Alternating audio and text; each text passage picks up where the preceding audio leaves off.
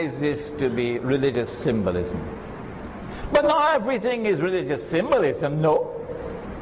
When the Prophet said, alayhi salatu wasalam, that Nabi Isa is coming back, is that symbolic?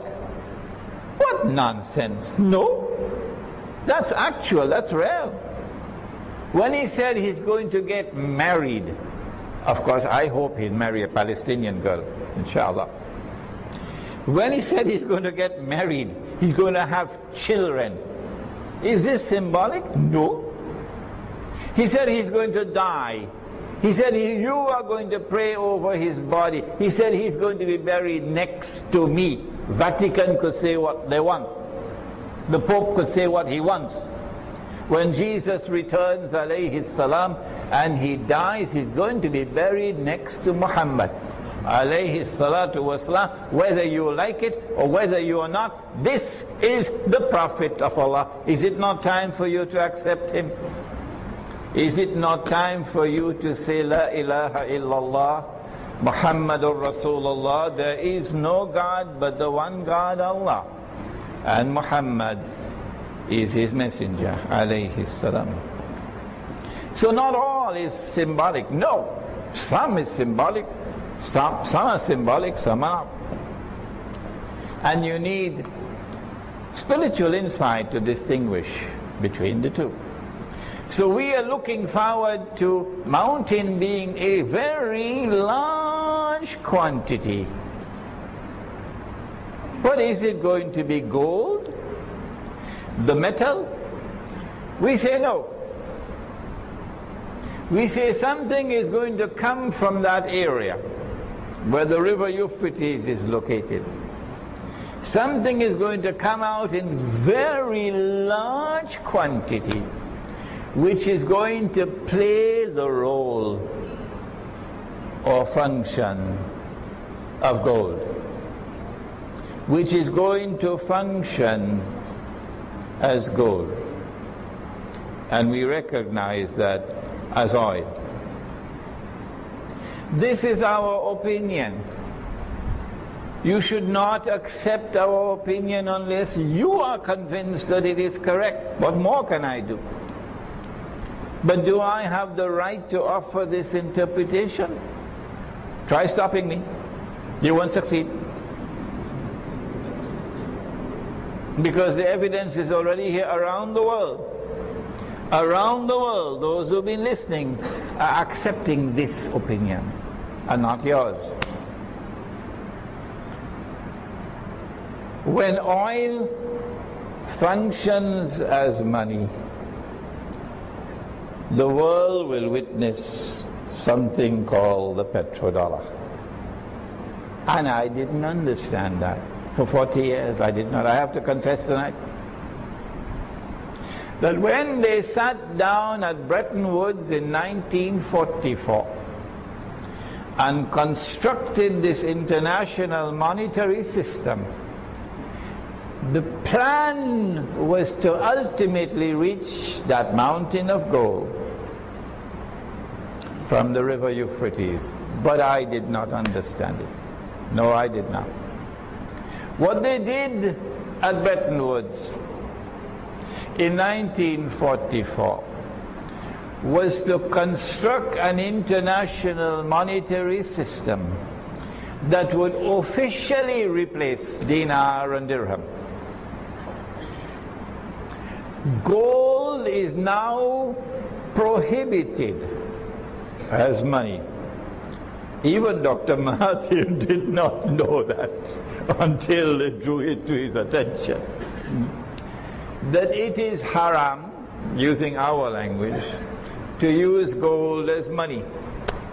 This is what the Zionists did in 1944. But Allah made dinar and dirham halal as money. Even a schoolboy knows that. I wonder why Bank Negara doesn't know it as yet. Would someone kindly inform Bank Negara for me, please? That Allah made dinar and dirham halal as money. Dinar is in the Quran. Dirham is in the Quran. Dinar and dirham are in the sunnah. If you make haram what Allah made halal, is that a sin? If you make haram what Allah made halal, Allah made dinar and dirham halal, and your law prohibits dinar and dirham as money, okay? So you make it haram. Is that a sin?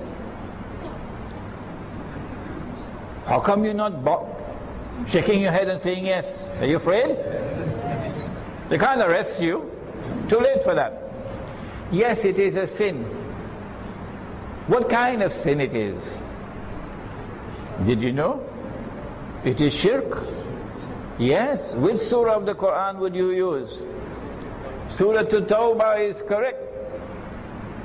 Surah At-Tawbah is correct.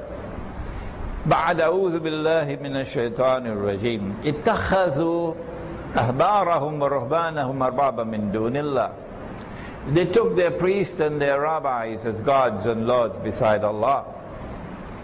وَالْمَسِيحَ ابْنَ مَرْيَمَ, and they did the same thing with the Messiah, the son of Mary.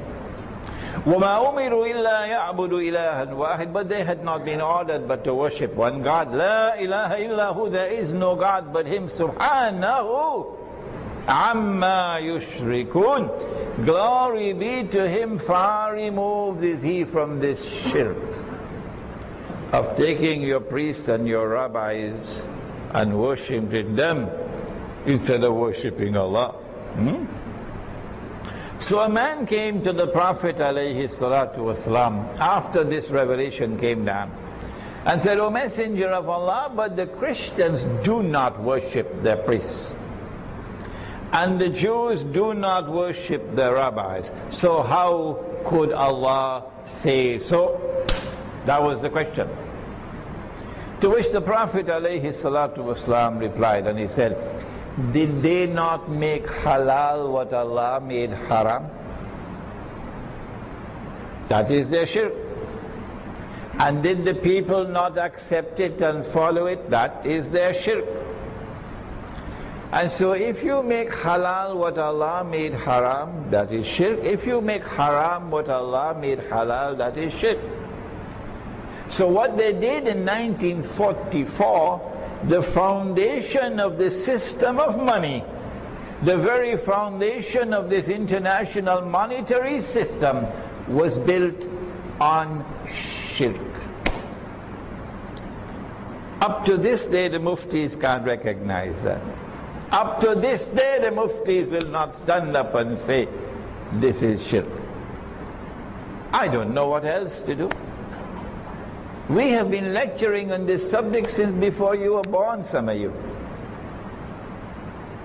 And yet the muftis will not stand up and declare this is shirk. Why?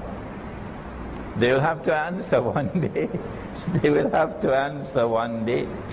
What they did in Bretton Woods was to say that this world of paper money is now officially replacing dinar and dirham. No more dinar and dirham as money, only paper.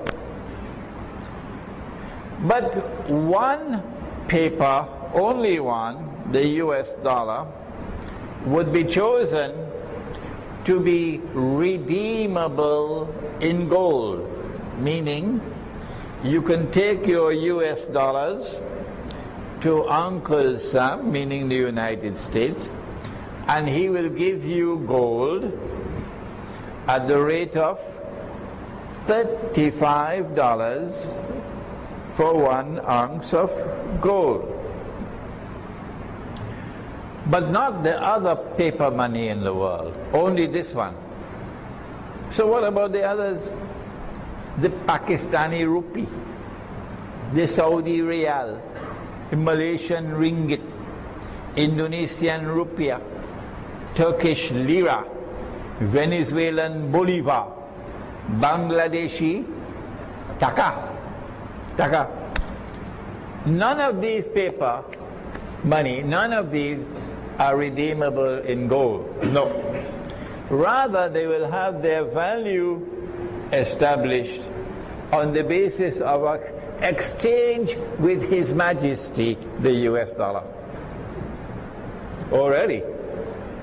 So you've given to the United States of America the ruling Zionist state in the world. You've given to the United States of America an extremely valuable weapon with which to establish its rule over mankind. How foolish have we been?